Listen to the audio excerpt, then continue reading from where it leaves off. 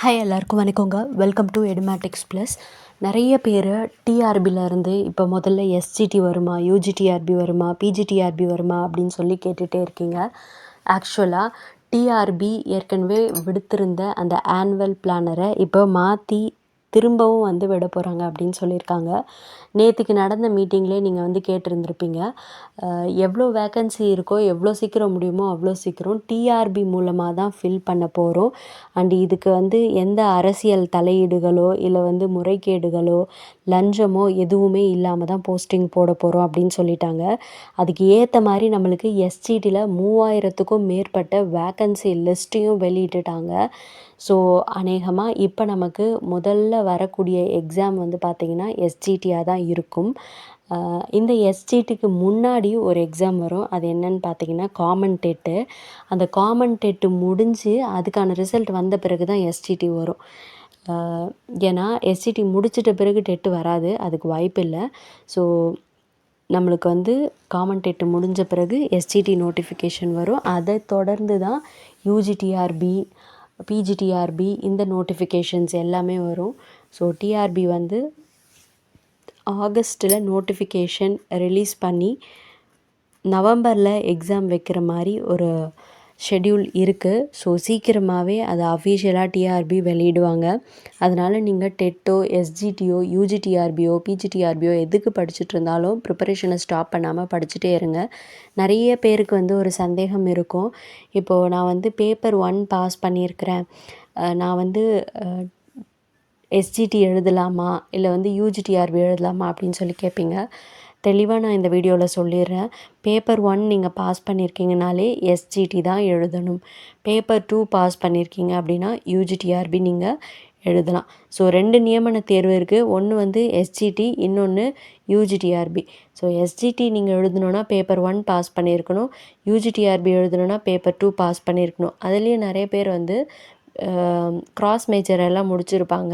அவங்க பார்த்திங்கன்னா டெட்டில் paper 1 paper 2 ரெண்டுமே பாஸ் பண்ணியிருப்பாங்க. ஆனால் டீச்சர் ட்ரைனிங் முடிச்சிருக்க மாட்டாங்க, இல்லை டிடிஎட் முடிச்சிருக்க மாட்டாங்க. பிஎட் முடிச்சுட்டே பேப்பர் 1 அண்ட் பேப்பர் 2 பாஸ் பண்ணியிருப்பாங்க. ஸோ அப்படி நீங்கள் பாஸ் பண்ணியிருந்தீங்கன்னா உங்களால் எஸ்ஜிடி எழுத முடியும் அப்படின்னு நினைக்காதீங்க. டெட்டு பேப்பர் 1 பாஸ் பண்ணியிருந்தாலும் திரும்பவும் நம்மளுக்கு வெரிஃபிகேஷன் வைப்பாங்க இல்லையா, ஸோ அந்த இடத்துல போயிட்டு கண்டிப்பாக ரிஜெக்ட் பண்ணிடுவாங்க. அதனால் நீங்கள் பேப்பர் 1 டெட்டு எழுதணுனாலே முதல்ல டிடிஎடோ இல்லை டீச்சர் ட்ரைனிங்கோ முடிச்சிருந்தீங்கன்னா மட்டும்தான் நீங்கள் பேப்பர் 1 எழுதுறதுக்கு எலிஜிபிள். வெறும் பிஎட் தான் முடிச்சிருக்கீங்க அப்படின்னா பேப்பர் 1 எழுதுறதுக்கு எலிஜிபிளே கிடையாது.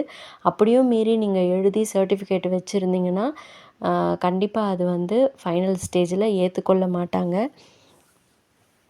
அதனால் பேப்பர் 1 பாஸ் பண்ணியிருந்தீங்கன்னா எஸ்ஜிடிக்கு ப்ரிப்பேர் பண்ணுங்கள். பேப்பர் 2 பாஸ் பண்ணியிருந்தீங்கன்னா யூஜிடிஆர்பிக்கு ப்ரிப்பேர் பண்ணுங்கள்.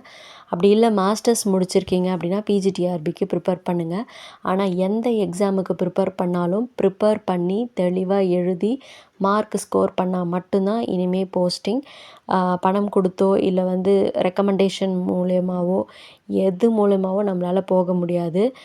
டைரெக்டாக டிஆர்பி எக்ஸாம் மூலமாக தான் போஸ்டிங் அப்படின்னு சொல்லி ஆணித்தரமாக தெளிவாக அக்கு வேற ஆணி வேற பிரித்து மேயிற மாதிரி நமக்கு பள்ளிக்கல்வித்துறை அமைச்சர் நேற்று நடந்த அந்த மீட்டிங்லேயே சொல்லிட்டாரு.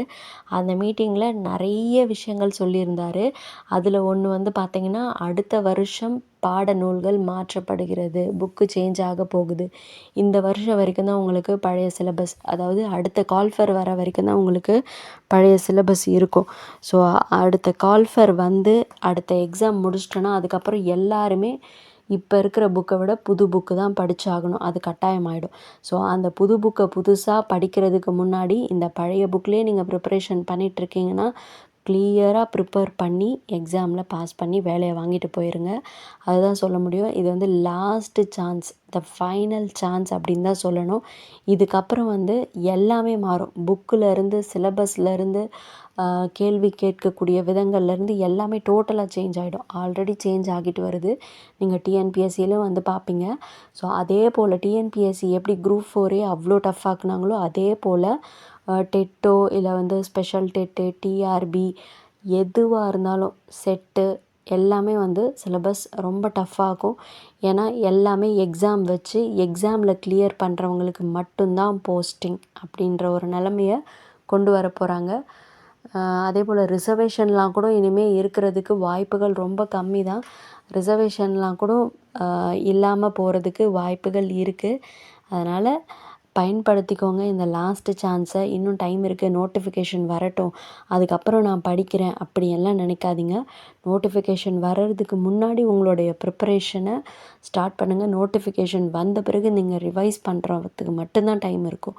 திரும்பியும் புதுசாக நீங்கள் எடுத்து வச்சு சிலபஸை எடுத்து வச்சு இதை படிக்கலாமா அதை படிக்கலாமா அப்படின்னு சொல்லி கடைசியில் கண்டிப்பாக சொல்கிறேன் எதையுமே படிக்க முடியாது. அதனால் நோட்டிஃபிகேஷன் வர்றதுக்கு முன்னாடியோ நீங்கள் தெளிவாக முடிவு பண்ணிக்கோங்க. நீங்கள் வந்து எஸ்ஜிடிக்கு ப்ரிப்பேர் பண்ணுறீங்களா, யூஜிடிஆர்பியா, இல்லை வந்து பிஜிடிஆர்பியா, இல்லை டெட்டுக்கு ப்ரிப்பேர் பண்ணுறீங்களா, இல்லை டிஎன்பிஎஸ்சி குரூப் 4ஆ, குரூப் 2ஆ, குரூப் 1ஆ, எல்லாத்தையும் தெளிவாக முடிவு பண்ணிவிட்டு அந்த எக்ஸாமுக்கான ப்ரிப்பரேஷனை முழு முயற்சியோடு போடுங்க. தெய்வத்தான் ஆகாதெனினும் முயற்சிதான் மெய்வருத்த கூலி தரும் அப்படின்னு சொல்லுவாங்க. அதே போல் தான் நம்மளுடைய விதியோ இல்லை கடவுளோ நம்மளுக்கு கொடுக்க முடியாத ஒரு விஷயத்தை கூட நம்மளுடைய முயற்சி நமக்கு கொடுக்கும். அதனால் உங்கள் முயற்சியை கைவிடாமல் முயற்சி மேலே உங்கள் மேலே நம்பிக்கையை வச்சு அந்த தண்ணி எப்படி வந்து ஆற்றுல ஃப்ளோ ஆகிட்டே இருக்குமோ அதே போல் அந்த ஆற்று தண்ணி போலவே போயிட்டே இருங்க. எங்கேயும் நிற்காதீங்க. எங்கேயாவது ஸ்ட்ரக் ஆனீங்க அப்படின்னா போயிட்டு நம்மளுடைய டெஸ்டினேஷனை ரீச் பண்ண முடியாது.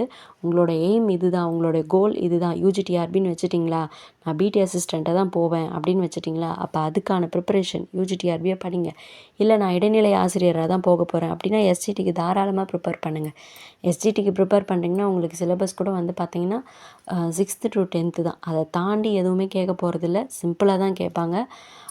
150க்கு நீங்கள் 120 above எடுத்திங்கனாலே உங்களுக்கு போஸ்டிங். அண்ட் யூஜிடிஆர்பி கொஞ்சம் டஃப்பாக இருக்கும். பட் அதையுமே அந்த 10 யூனிட்டை கிளியராக நீங்கள் படிச்சிங்கன்னா கண்டிப்பாக உங்களால் சாதிக்க முடியும். பிஜிடிஆர்பியாக இருந்தாலும் சிலபஸ் வைஸ் எடுத்து வச்சுக்கோங்க, தெளிவாக படிங்க. இப்போ எல்லாமே நம்மக்கிட்ட இருக்குது. நீங்கள் சாட்ஜிபிடி கிட்ட கேட்கலாம், ஏஐ கிட்ட கேட்கலாம் அப்படின்னு சொல்லி எல்லாத்தையும் நீங்கள் ஃபிங்கர் டிப்ஸில் கொண்டு வர முடியும். அதனால் டெக்னாலஜியை தெளிவாக யூஸ் பண்ணிக்கோங்க. இப்போது ரீசெண்டாக கூட ஒரு சப் கலெக்டர் சொல்லியிருந்தாங்க. அவங்க ஒரு டாக்டர் சப் கலெக்டராக இப்போ வந்து 4th ரேங்க்கில் பாஸ் பண்ணியிருக்காங்க. அவங்க கூட சொல்லியிருந்தாங்க, நான் சாட்ஜிபிடி அண்ட் ஏஐ யூஸ் பண்ணி தான் நான் என்னோடய நோட்ஸ் எல்லாம் எடுத்தேன். நான் ஃபீட் பண்ணிவிட்டு கரெக்டான ப்ராம்ப்ட் கொடுத்தேன்னா எனக்கு வந்துடும். ஸோ அதை நான் தெளிவாக யூஸ் பண்ணிக்குவேன் அப்படின்னு சொல்லிட்டு. ஸோ நம்ம ஃபேக்ட் படிக்கிறதுக்கு மட்டும்தான் நம்மளுக்கு ஏஐ வந்து கொஞ்சம் குழப்பி விடும், சாட்ஜிபிடி குழப்பி விடும். பட் நம்ம வந்து மெயின்ஸுக்கெல்லாம் படிக்கிறோம் அப்படின்னா it will be very very easy. Notes எடுக்கிறதுக்கெலாம் ரொம்ப ஹெல்ப்ஃபுல்லாக இருக்கும். ஸோ டெக்னாலஜியை யூஸ்ஃபுல்லாக பயன்படுத்திக்கோங்க. அடுத்த வருஷம் கண்டிப்பாக உங்கள்கிட்ட போஸ்டிங் இருக்கணும்னு நினச்சி செயல்படுங்க. டிஆர்பி சீக்கிரமாகவே அந்த ஆனுவல் பிளானரை வெளியிட போகுது. அண்ட் நோட்டிஃபிகேஷனும் ஒவ்வொன்றா வரப்போகுது. முயற்சியை கைவிடாமல் முயற்சி பண்ணிகிட்டே இருங்க.